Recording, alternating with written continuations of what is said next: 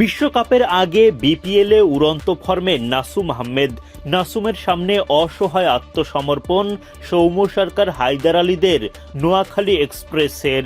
নাসুম তুলে নেন Pfeiffer, 4 over bowling করে খরচ করেন মাত্র 7 রান।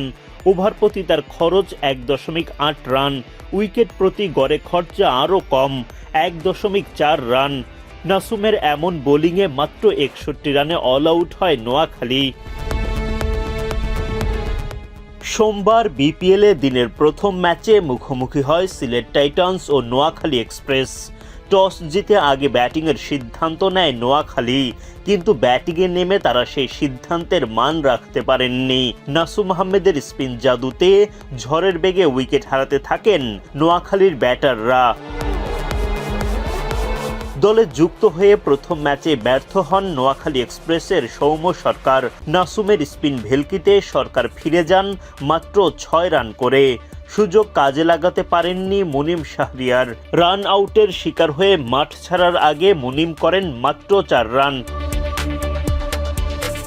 16 বলে 18 রান করা হাবিবুর রহমান সোহানের বিদায় ঘণ্টা বাজান খালেদ আহমেদ। আশার আলো দেখিয়ে নোয়াখালীতে যুক্ত হওয়া মোহাম্মদ নবী তার প্রথম ম্যাচে ব্যাট হাতে ব্যর্থ।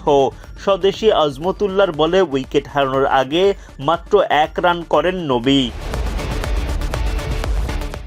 নাসুম ঝলকে এলবিডব্লিউর ফাঁদে পড়েন নোয়াখালীর অধিনায়ক হায়দার আলী।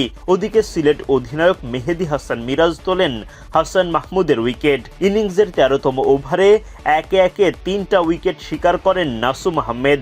মেহেদী হাসান রানা, জহির খান, বিলাল সামির উইকেট শিকারের ওভারে নাসুম খরচ করেন মাত্র 1 রান।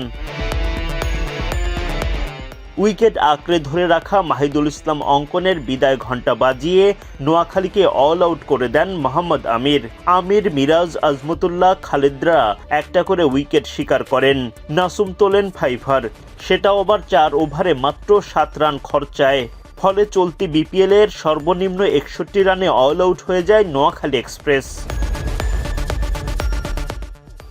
মাত্র 62 রানের লক্ষ্যে ব্যাটিংয়ে নেমে সিলেটের ওপেনার পারভেজ ইমন 1 রান করে ফিরে যান।